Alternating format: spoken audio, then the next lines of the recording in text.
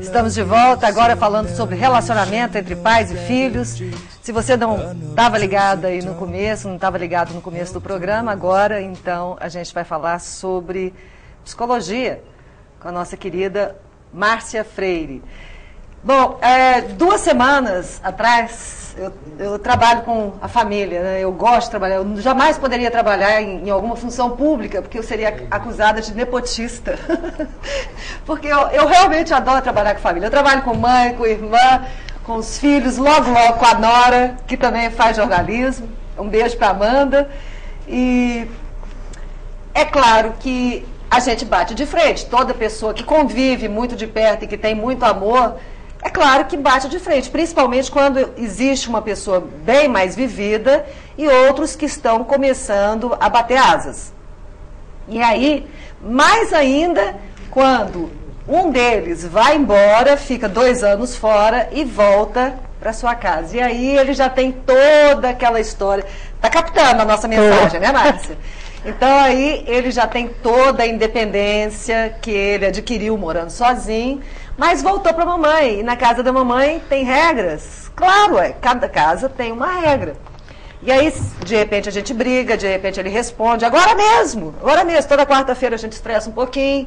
Alexandre comprou o DVD para gravar o programa. Não, amanhã, que amanhã é hoje. Aí a gente já bate de frente, mas tudo é muito engraçado isso. Porque vocês podem falar, viu? Vocês deixarem, eu vou falar sozinha. É muito engraçado, porque briga, mas na mesma hora tá de bem. Tá de bem. E a diferença de idade sendo tão grande assim, o conflito é maior ainda, né? Não, aí já não é problema. Eu acho que isso até facilita um pouco. É? Eu acho que sim. Esses dois, eles se amam profundamente, eles conseguem conviver com uma harmonia que parece que não tem tanta diferença de idade. É ou não é, Alexandre? Isso é raro, viu? É ou não é, Matheus? Às vezes sim, às vezes não. Hoje, por exemplo, hoje à noite, não. O que aconteceu? Saiu gritando lá no quarto dele. Eu? Ele. Ele, né? Quem tá em desvantagem? Quem? Ele. Ele? Por que eu tô em desvantagem? Porque você vai gastar sua voz. É verdade, vai gastar a voz mesmo. Mas aí, Márcia, Sim. o que acontece? É tão interessante isso. Quando a gente jogou esse assunto aqui pela primeira vez, nós abrimos uma discussão através da internet, no nosso site. Aí choveu de opiniões de pessoas falando, todas praticamente falaram a mesma coisa. A opinião dessas pessoas era que com amor e com diálogo e com conversa e uma certa paciência as coisas se resolvem. Claro. E eu senti que é isso mesmo, porque eu fui lendo isso, e depois que eu sou uma pessoa mais vivida, eu acho que eu tenho até a obrigação de ser mais maleável mesmo. E a gente sentou, foi esses dias, né? Nós sentamos para conversar, falamos, vamos conversar, a gente se ama tanto, não vamos entrar tanto em choque, né? Vamos tentar ter um pouco mais de trato, de gentileza nas nossas diferenças. E aí a coisa resolveu. Então a gente nem tem muito, a semana que vem a gente nem traz mais esse assunto, porque essa coisa já resolveu e a gente fecha com você, com os seus conselhos. Porque eu sinto que as pessoas também, feito eu, às vezes elas falam, putz, o que eu faço? Né? O que eu faço? Ele me chamou de bipolar semana passada. Diz que eu amanheço rindo e logo eu estresso. Aí eu expliquei para ele que bipolar é uma coisa que acontece, a alternância de humor acontece sem motivo aparente. E no nosso caso, é a insistência, menino, buf, né? Porque eu também não sou de ferro. Assim, eu acho que tem uma grande questão que eu acho que é interessante levantar. É a angústia que os pais vivem hoje na relação com os filhos. Qual modelo de pai que eu devo ser na relação com meus filhos? Porque se a gente for analisar a história, a nossa história de 20, 30 anos, mudou muito. A gente vive hoje um outro modelo de família. A família que você viveu, né, o modelo de família de 20 anos atrás, de 30 anos atrás, era um. Hoje é outro modelo, onde que a mulher trabalha fora, muitas são chefes de famílias, né? E tem pouco tempo para ficar com os filhos. E isso gera um sentimento muito ruim, que é o sentimento de culpa. O que eu faço com o meu filho nessa questão da educação?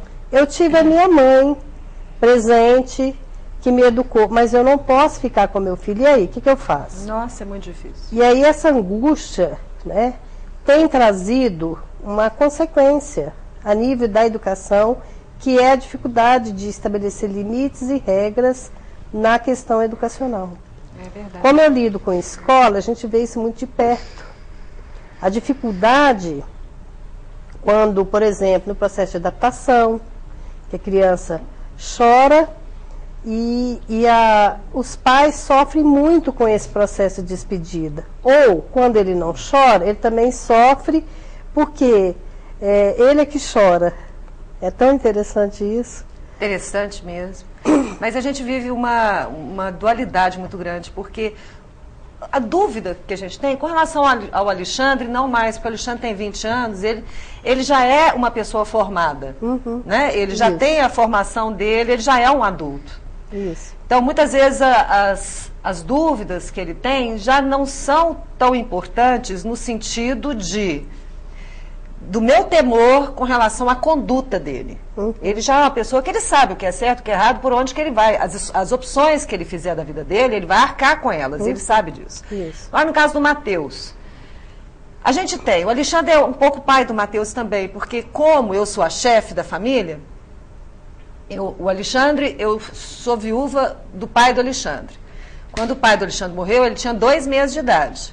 Embora ele tenha um pai adotivo, que é uma história muito louca, que um dia eu te conto, ele tem um pai adotivo, que na verdade é o meu ex-cunhado, mas nunca teve nenhum relacionamento comigo, é por afeição mesmo. Ele não teve a carência de pai. Um beijo pro Rodovalho, né? Grande beijo pro meu pai. Ele tem a quem chamar de pai. É um mas pai mesmo assim, por escolha. Por escolha. Por identificação. Mas mesmo assim, eu e minha mãe criamos o Alexandre, e mais a minha irmã, porque nós somos pouquinhas pessoas, mas muito unidas mesmo.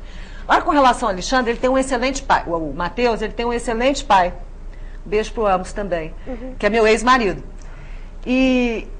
Mas eu tenho muito medo com relação aos traficantes, eu tenho muito medo com relação às amizades que dão má influência.